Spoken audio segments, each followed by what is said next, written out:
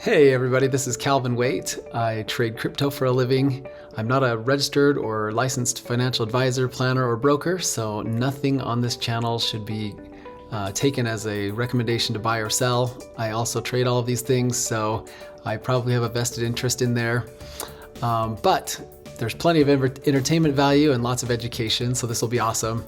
For those of you who didn't know, my subscription channel is live. So look at the link in the description over at cryptoinfluencers.com and you can see how I make all of my trades and what I do and what I think about everything.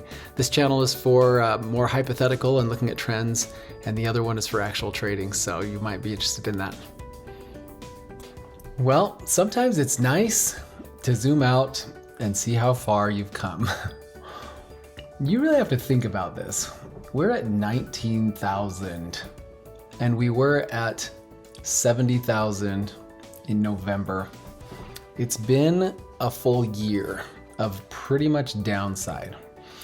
So bear markets, they do not last forever. They just do not last forever. They are grueling and they're challenging. And it takes a lot of patience and fortitude and even faith in the underlying asset. And you know what? Bitcoin is unbelievable. When you see the dollar being printed left and right, you see all of the other governments devaluing their currencies, or just by pure inflation, by distrust, by economic fears. Everyone's running to the dollar as the most stable currency, and it's got 8-9% inflation. I mean, things are nuts right now.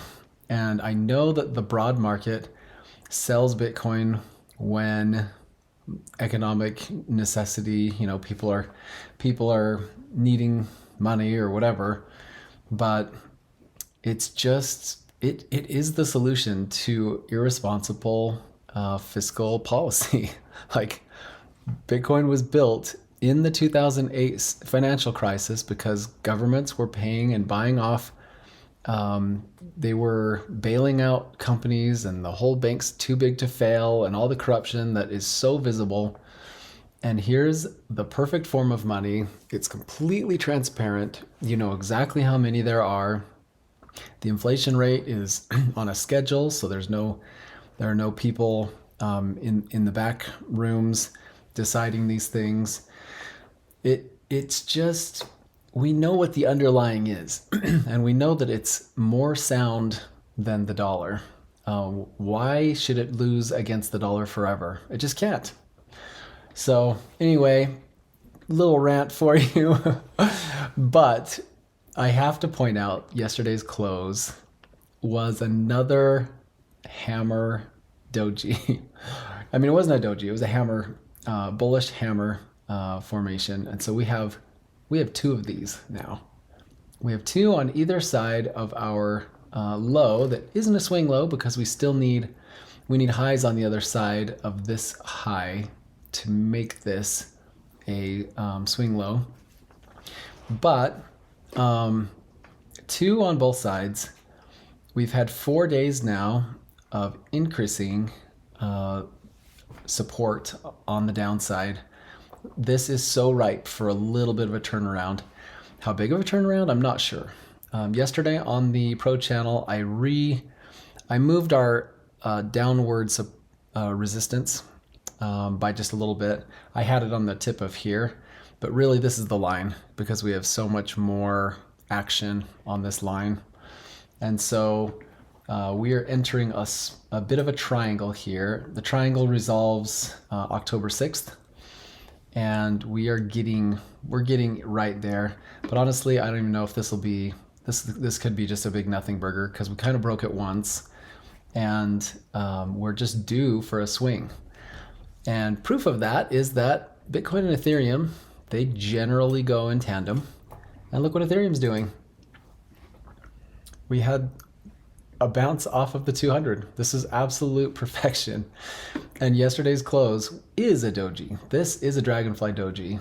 It is absolutely beautiful, and it does mark a local bottom. And what are we doing today? We're green. So Bitcoin is a little slower to convince today, but I just feel like we're going to see a swing up. And because of the mixed market between Bitcoin and Ethereum, the rest of the markets are fairly mixed as well. So it's going to be fun to watch this play out, but I mean, you just have to zoom out.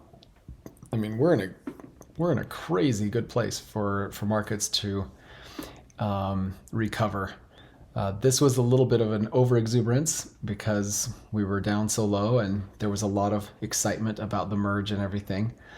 But now we're kind of recovering to our base, and this is a great place to try again.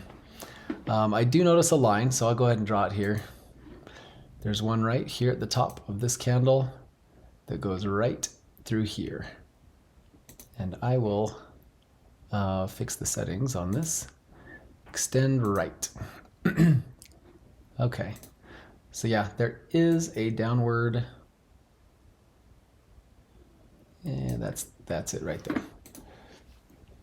So we do have some downward resistance coming out, and so I'm with 3 touch points. We have a trend. So we will come up. We'll most likely test or reject against this, and we will find out whether we're in a downward channel or if we kind of level off and find support and start climbing to higher levels. But fundamentally, Ethereum is in a great place. The more inflation is out there, Ethereum should shine. Okay, so with that, let's just look at a couple of alts because Bitcoin and Ethereum are fairly flat. They're kind of in this indecision phase, trying to decide whether bulls and bears are going to win. And there are some mixed alts here that are doing the same thing. So they're almost all of them had a bullish engulfing candle. So we pointed that out yesterday.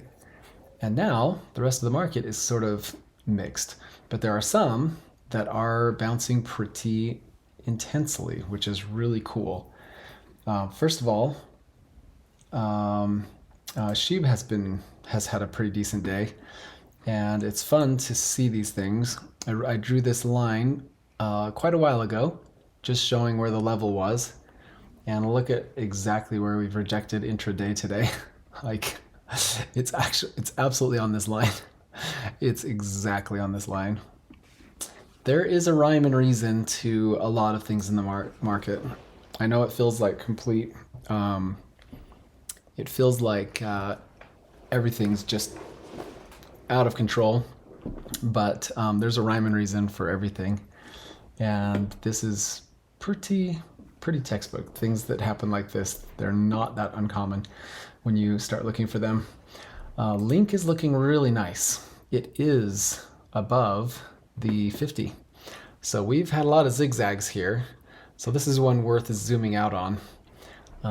Lots of movement to the downside, and the consolidation is unmistakable. And we are having higher lows as we climb. So anyway, things are looking really good. Our 200 is getting very low, which is amazing. If we wait long enough that our 200 makes it down to our price range, now we're talking, because we'll get a good bounce when the 50 and the 100 consolidate and we find support off of that. But we'll get a really good bounce if we can wait for the 200 to come down and we find support off of all three. So the 200 is really where the money is, because this is when the golden crosses happen, and lots of good stuff can happen from that. So those are pretty cool. RSR is kind of our shining star, this exit of the red zone. I was telling people that, it's hard to enter a position when you're already 26% out of the way. But this red zone is no joke. When it finally does hit, it really, really can explode. And it's just doing really well, really performing well. So that's cool. XLM and XRP, I said yesterday, I was saying that if we got close to, if we closed with a big long upside down tail on the top of this, then it would be time to go short. But XRP actually landed right in the middle. So I ended up keeping the position because there's still strength here. If it had closed red or at the open, it would have been pretty ugly, and I probably would have taken some profits. Okay, so that's kind of a pretty good summary of most of what's happening. The last piece was I did a while ago take a short on Luna Classic, which is playing out really nice today. So we finally had, so I took the trade when we broke out of our bear flag right here, and then just mentioned that it was probably a break below this line here that would sell the rest of the market on a meltdown. And we closed on the line, and then one new candle to start the departure. So this is our drop, and I've already put the order in to close at the top of this wick. So I think we're likely to come down to 16,000 Satoshis, but I just went safe and put it right here. So in the next few days, these can happen fast or slow. But yeah, Luna Classic is in a bit of a, it was overextended. We knew it, but got in a little bit early. Now we got momentum on our side, and things are going exactly the way that we expect. So that's a quick video. I've waited a little bit today because I was doing things and whatever, but and also it's nicer to do an analysis a little bit closer to the day's end. Market closes in 3 hours, so you've got a pretty good idea of where things are going to land, so it can help set you up for where things are going to look. So with Sunday coming up tomorrow, I won't be doing any trading or anything, but I'm expecting some upside. So I would not be surprised at all to see some green Sunday to Monday. So that's kind of where I stand. Everything's looking fine. The Wyckoff spring seems to be in play, which means we should have some upside. And honestly, the best thing that we can do is have a couple of days where we do not touch this blue line. So today might be our first day where that happens. And if we can kind of pop up and break above the close of this candle here at about 19.4, that would be beautiful. It would really set us up nice, and we could have a nice bit of a run, whatever it ends up being. And then if we come back and at least have our low, our next swing low, higher than 18.8, then our Wyckoff might be on its way, and we'll most likely start seeing higher highs. So really cool. Nice to see things playing out the way we expect. That's when trading is fun. When things go against, like when you have too many surprises, then you're kind of like start questioning reality. Anyway, all right guys, have an awesome day.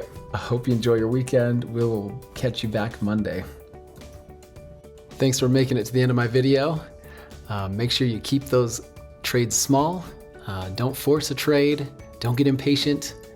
And if you want to see how all this works, please come over and check me out on the subscription channel at cryptoinfluencers.com. Again, the link is in the description.